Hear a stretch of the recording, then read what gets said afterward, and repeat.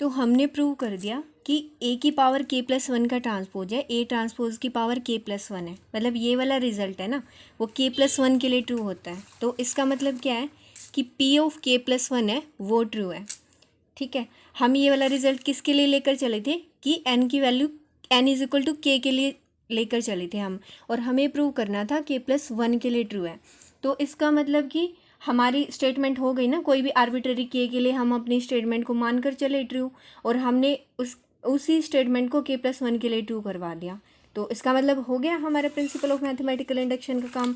उसमें यही तो होता था कि हमने k प्लस वन के लिए लेकर चले और k के लिए लेकर चले और k प्लस वन के लिए प्रूव कर दिया। जहाँ पर k कोई भी आर्बिट्ररी नंबर है, नेचुरल नंबर, तो इसका मतलब सारे के सारे नेचुरल नंबर के लिए हमारी स्टेटमेंट ट्रू हो गई। तो हम बोल सकते हैं ना, ओवरऑल कंक्लूजन क्या हुआ, हैंस a की पावर n का transpose is equal to a transpose की power n for all n belongs to natural number. ठीक है, हैंस प्रूव्ड। जो तो हमारी जो स्टेटमेंट है वो प्रूव हो गई।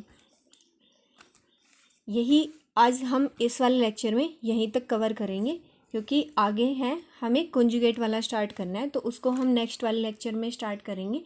कॉन्जुगेट ऑफ मैट्रिक्स क्या होता है, तो आज हमने सिर्फ ये वाले रिजल्ट को प्रूव किया है, जो कि ए ट्रांसपोज की लास्ट वाली प्रॉपर्टी है वो रहती थी। इसके बाद हम कॉन्जुगेट क्या होता है मैट्रिक्स का और कॉन्जुगेट की प्रॉपर्टीज़ है उस वाली चीज़ को नेक्स्ट लेक्चर में डिस्कस करेंगे।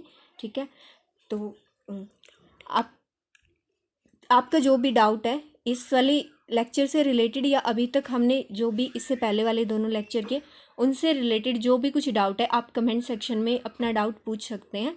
ठीक है, और अगर आपका कोई डाउट है तो आप अपना डाउट कमेंट सेक्शन में पूछ सकते हैं, और अगर डाउट नहीं है तो आप कमेंट सेक्शन में ये बता सकते हैं कि आपको ये कंटेंट है वो कैसा लग रहा है, और अगर उसमें हम कुछ इम्प्रूवमेंट कर सकते हैं आप वो भी बता सकते हैं अपना सजेशन। तो thank you for watching the video, and please आप लाइक भी कर सकते हैं अगर आपको अच्छी लगती हैं तो। Thank you.